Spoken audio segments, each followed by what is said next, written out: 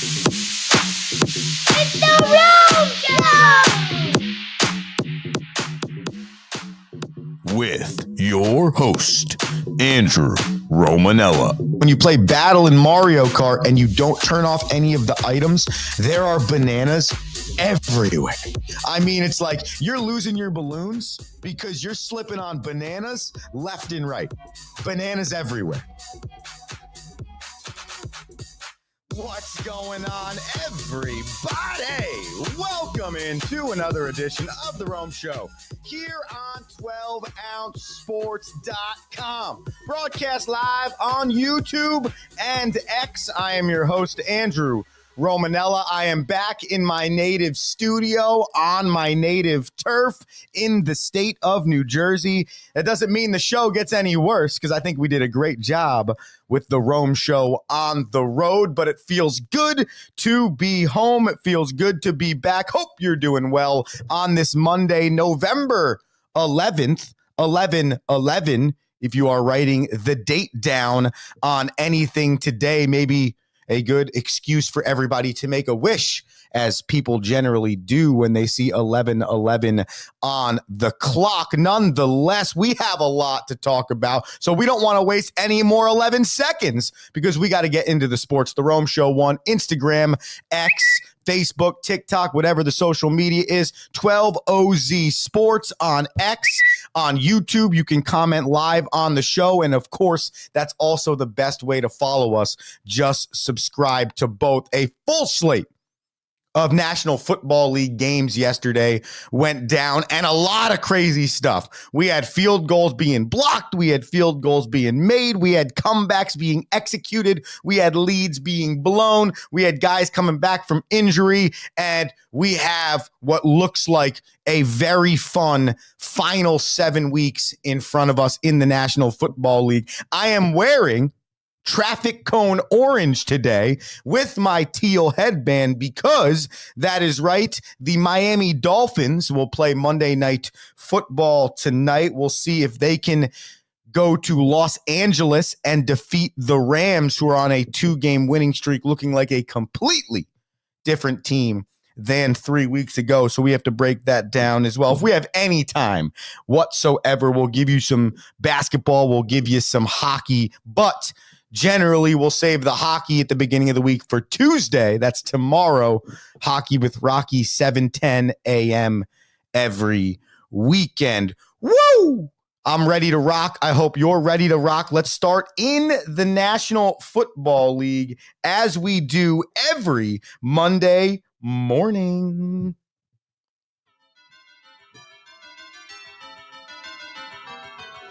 All right. Get my scores up here for the people. We discussed Thursday on Friday. Don't got to go there. But when you look back on the weekend, that really was a huge victory for the Baltimore Ravens, coming back from 28-7 or 21-7, whatever that was, winning 35-34. The Panthers, they defeated the Giants. Yeah, you heard that right. The Giants were favored in a game for the first time in 24 games. They were favored by 6.5 in this game, and the Giants lost 20-17. I have to imagine changers are coming in New York. If it's not in the form of head coach or GM or anything like that, I think it's going to come in terms of a quarterback. They're on their bye this week. I think that's a great opportunity to hand the reins off to Drew Lock, count your losses with Daniel Jones, and both parties just mutually agree to part ways. But the Giants lost a game another way. You thought, how could they lose games any other way? Well, check out the screen right here, because this is how the game ended in Munich, Germany yesterday. 17-17 overtime. Tracy Jr.'s got the rock. The Giants have the ball to start overtime, and oh no, that's right, a fumble from the rookie running back and a walk-off field goal for the Carolina Panthers. I'll show you that one more time.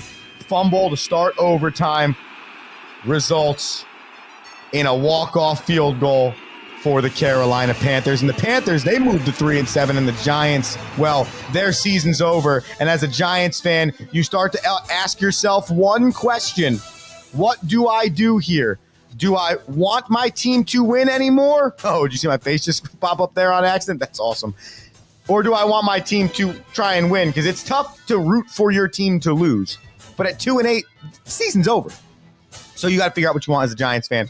Nonetheless, not good in New York. The Patriots, they did a hurting on the Chicago Bears, 19-3. How about that? A lot of field goals, no touchdowns in this game, but the Patriots win by 16. Not a good sign for Caleb Williams, Matt Eberflus, and the Chicago Bears, who are now 4-5, and Caleb Williams is a pedestrian quarterback in the National Football League. Gerard Mayo has the Patriots on a 2-game winning streak, and they are 3-7. It's a little bit of a throwaway season for the Pats, but they're building something from the defense and the running game. If Drake May's the quarterback, this could be a good next 5 to 10 years being built for the New England Patriots. We will see. The Buffalo Bills, they beat the Colts on the road 30-20. The Bills are now 8-2. Josh Allen was not great necessarily throwing the football, but he didn't need to be. And the Buffalo Bills win again. 22 of 37 for Allen, 280, no TDs through the air in this contest, but he did rush for one on the ground with 50 yards. James Cook had one on the ground as well. And the Bills also turned the ball over and scored on defense. The Bills, best team in the AFC East right now by a long shot. The Chiefs, they squeaked it out against the Broncos. The Broncos, Bo Nix, they drove the football for a chance for a game-winning field goal. And then this Denver Broncos. Just watch. Ready? And pause. It's all red. Like, that's your effort on the game-winning field goal. And by the way, it's not necessarily that the Chiefs just get lucky here as well. Great teams make great plays when it's needed to be made, and that's exactly what happens with the Chiefs. We look at it as Dolphins fans or Jets fans or Cleveland Browns fans, and we're like, we would never block that field goal. We would always give this field goal up. Well, yeah, because that's the culture inbred inside of your organization right now. Whereas the Chiefs, they are just grinders. They're battlers. They might have all the shiny toys when it comes to Patrick Mahomes and Travis Kelce and hell, Taylor Swift even, or anyone else that you think is great on that ball club. But at the end of the day, they earn this. They earn. This 9-0 is the most reckless 9-0 I've ever seen. They're not great. They're not dominating people. You almost sometimes come into games, you're like, I don't know if they're going to win, but they find a way. It's an identity thing. Good for the Chiefs. Good for Andy Reid. I mean, I think it's awesome. A lot of people hate. I love greatness, right? I love greatness, and it's really fun to watch the Chiefs find a way to win every weekend. The Falcons, they did not find a way this weekend. They lost to the Saints, who had lost 7 in a row, but they fired their head coach Dennis Allen for Darren Rizzi. Darren Rizzi helps the Saints end the losing streak, and Tyrone Matthews as well had a huge play late in this game up on the screen now. Kirk Cousins drops back. Notorious good quarterback late in the game. Not here. Tyrann Matthews interception that essentially sealed the deal for the New Orleans Saints, and the Saints are now 3-7, whereas the Falcons had a chance for a little bit of a stranglehold in the South, and that didn't happen. They're now 6-4.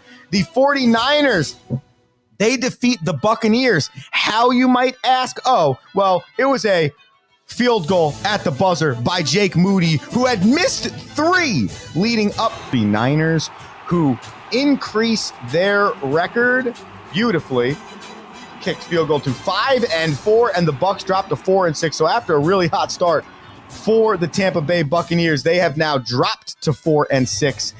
And the 49ers got CMC back yesterday, and wow, does that make your offense look different. He only carried the ball 13 times for 39 yards, but he had 6 receptions for 68, so over that 100 mark in total. Didn't have a touchdown, but just changes the dynamic of the offense. Brock Purdy, good game, 353 through the air, 2 TDs, and no turnovers. The Steelers, they squeak out a victory over the Commanders. Why? Because Russell Wilson threw this dime late to zone. Mike Williams did not like his time in New York with the Jets. Why would you? Most people don't, outside of Devontae Adams, who asked to be traded there. Mike Williams comes up clutch for the Steelers. The Steelers come up clutch on the road.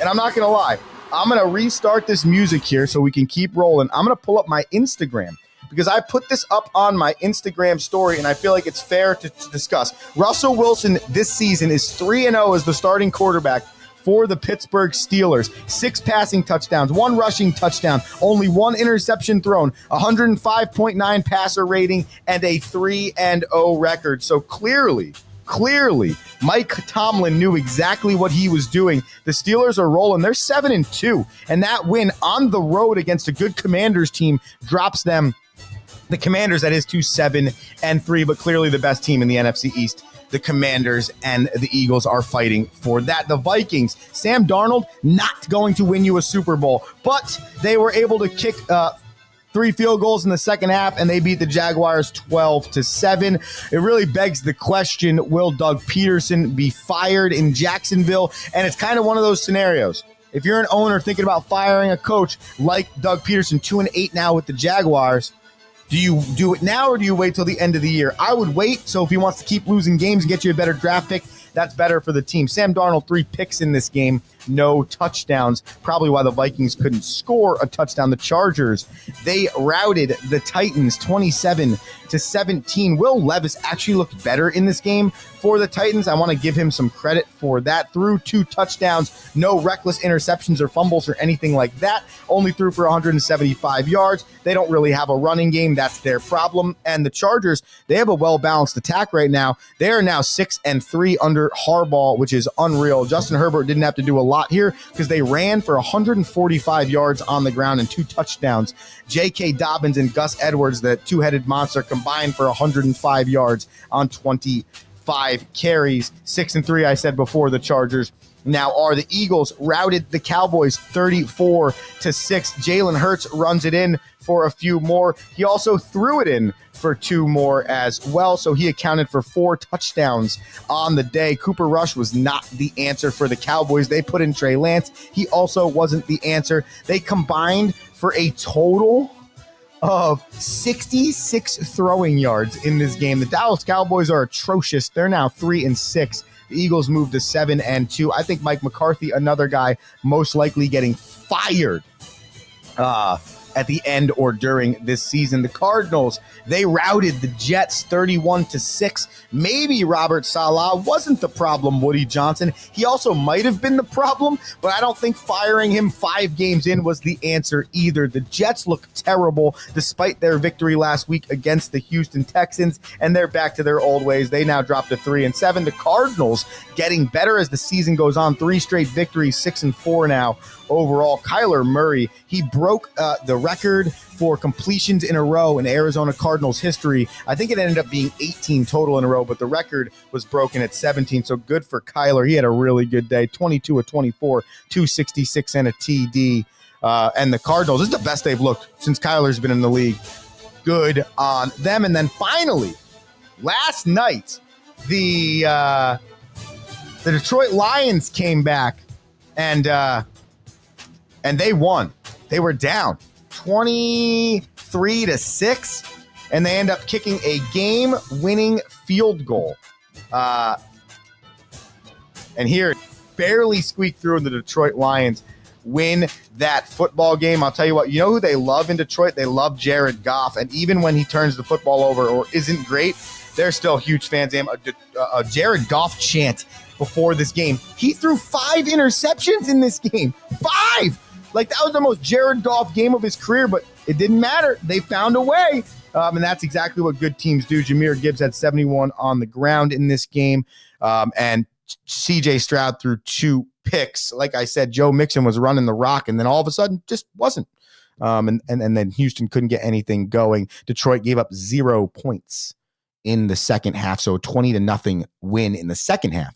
For the Lions, they moved to 8-1, and the Texans moved to 6-4, and that is your Sunday, week 10, or excuse me, your Monday morning quarterback, week 10. Before we hit this commercial break here, I wrote a few things down for the people. One thing I noticed when watching the Eagles-Cowboys game yesterday, and by the way, the Rome Show won Instagram, TikTok, X, Facebook, whatever. Get us on the social media, 12OZ Sports, wherever you watch this show, whether that's online at 12ozsports.com, 12OZ Sports on YouTube, or 12OZ Sports on X. You can comment on the show, and we'd love to have a great discussion about anything. It's Monday morning quarterback. Let's finish it.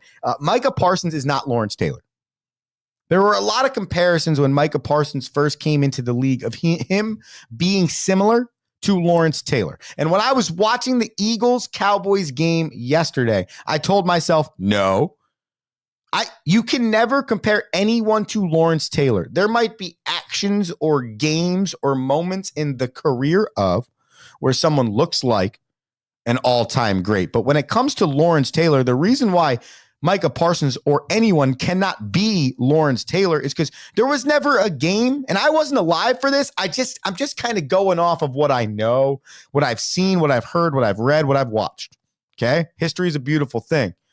There was never a game Lawrence Taylor was off, meaning a game where he was silent, a game where a team really shut him down. There was never a time when an opposing player was not afraid of Lawrence Taylor, thought that he could rip their head off or destroy the entire play 1-on-11.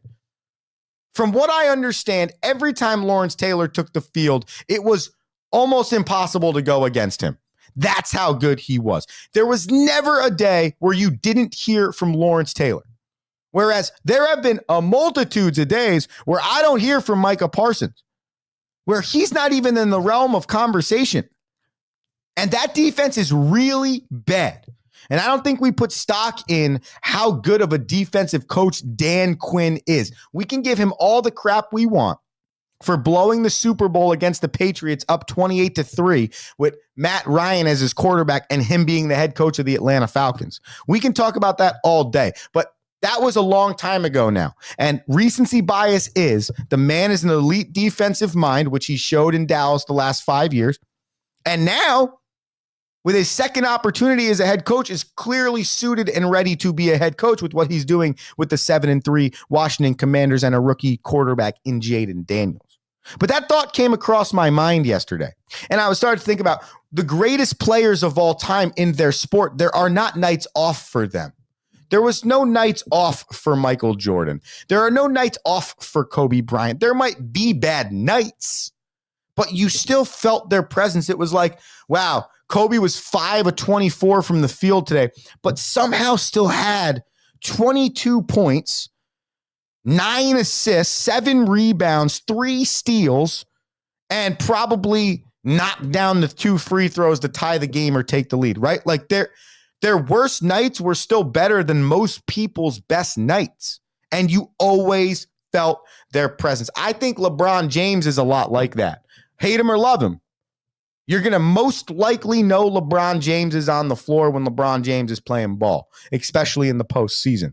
And so anyone that talks to me about a comparison from a current player to an all-time great, like the Micah Parsons to Lawrence Taylor comparisons I've heard during his career, that's how I think about it.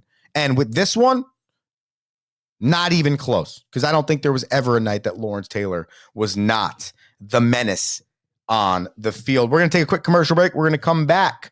We are going to talk Monday Night Football, Dolphins at Rams, and we have your daily bananas. Yeah, and by the way, ladies and gentlemen, we picked up a new sounder here on the Rome Show for your daily bananas, and boy, am I excited about that. So stay tuned, because I want everybody to hear that after this commercial break. The Rome Show, 12ouncesports.com.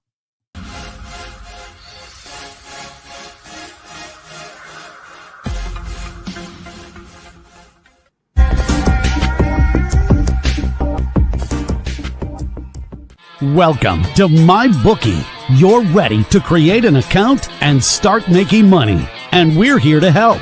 And remember, you can get a bonus of up to $1,000 on your first deposit. Now you're ready to bet. Just go to mybookie.ag, visit the sportsbook, click on your bet, and input the amount you want to risk or win in the bet slip. Yes, it's that easy. Just remember, At MyBookie, you play, you win, you get paid.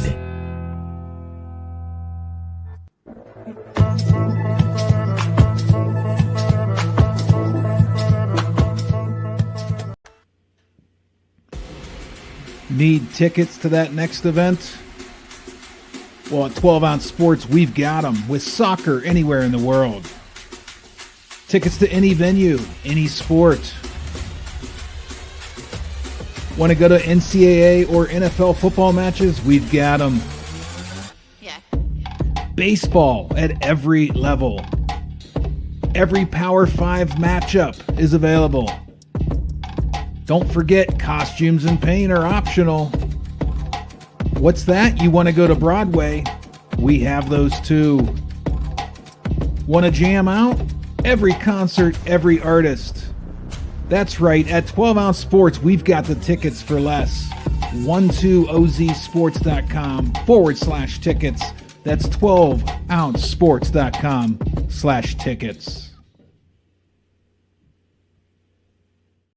It's the room show. Yeah. It's the Rome Show. 12ouncesports.com. We're live on YouTube. We're live on X. We're live. You should join in live if you missed any of it. Live. Watch the podcast. I don't know if you can watch a podcast. Actually, listen to the podcast. Wherever you get your podcast. Watch the rerun on 12ozsports.com.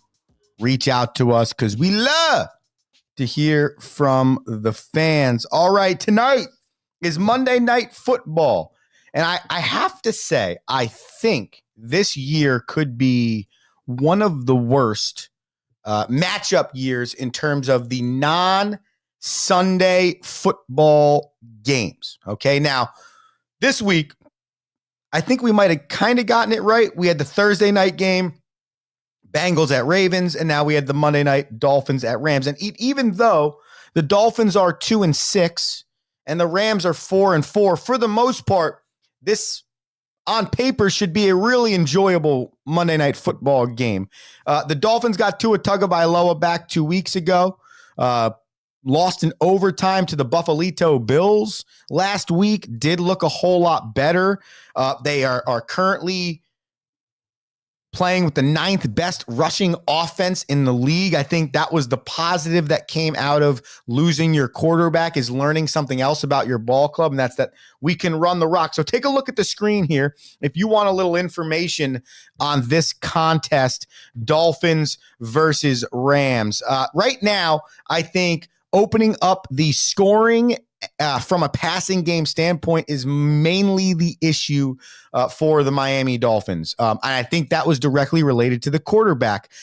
You have really good weapons, okay? You have 2 good running backs, and you have 2 elite wide receivers, and some other pretty good catching wide receivers, including a guy that you signed that you thought could do kind of what he did for the Rams the year they won the Super Bowl and play a little slot, change the defense a little bit, in Odell Beckham Jr., right? Not expecting a ridiculous production at him, but more than injuries and 1 reception a game. So you have the weapons around, but this offense was not built for someone not named Tua Tagovailoa to take the reins over. And I think that's been an issue for this team, besides the fact that you're probably tailoring the offense a little bit based on where the injury was. Just a lot goes into it. Now you're running the ball better, so you got to change the way you were thinking the team was going to be designed offensively to that adjustment. A lot goes into it. And what's taken a hit is the connection between Tua and Tyreek, Tua and Jalen, right? Tua and this receiving core in the red zone, scoring touchdowns, big plays, chunk plays. So that's going to be a big thing for this Dolphins offense. And the good thing is they're facing the 24th overall defense, in the Los Angeles Rams, who are 23rd in the league in passing and 22nd in scoring. So something's going to have to give there. Okay. The Rams don't have a great rushing defense either. Since losing Ndamukong Suh, it's been hard to fill that nose tackle role. They're 24th in the league in rushing defense. So there is the game right there. Can the Dolphins play a complete offense from the standpoint of rushing attack, top 10 in the league, staying that way, but then can that passing attack, which they thought could be best in the league based on the last 15 to 20 games, can they get back to that against a Rams defense that either needs to answer the bell or is going to be the reason this team doesn't reach its true potential? The Rams offense, much like the Dolphins offense, is one-sided. And I think that'll change even more so now that you have Puka Nacua and Cooper Kupp coming back fully. I mean, Puka Nacua needs to find a way to not get himself kicked out of this game. He was kicked out of last week's game. So it's going to be what I think is more of a high-scoring game. The Rams' pass offense is 9th in the league. The Dolphins' run offense is 9th in the league. Both of them don't have an elite defense. The Dolphins are, as you can see on the screen, from the standpoint of passing the rock, a good defense, top 5 in the league, and an overall top 15 defense in the league. But for some reason, in the moments when they need the best defense, it hasn't shown up. And I think that's what concerns me a lot about this game. Whereas for the Rams, with Matthew Stafford as the quarterback and a lot of continuity between him, the head coach, the offensive coordinator, and that unit, regardless of how good or bad they're playing, they could put up 42 any night, no matter the defense they're playing.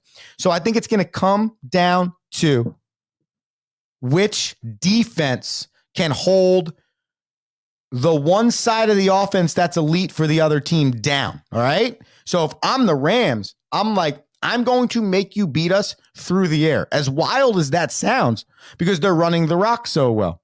Right. And if I'm the Dolphins, I'm looking at the Rams and I'm going, go ahead, run the football, run the rock with Kyron Williams, who's a good running back. Run the rock, because we'd rather him try and beat us than Matthew Stafford through the air, right? So it's like one of those things where you're trying to make each team one-faceted, because each team kind of does look to be one-faceted, all right? Right now, if you look at this game, oh, wait, you know what? Nah, it is time for Daily Bananas. Ba ba ba ba banana, ba ba ba ba banana, oh ba ba ba ba banana.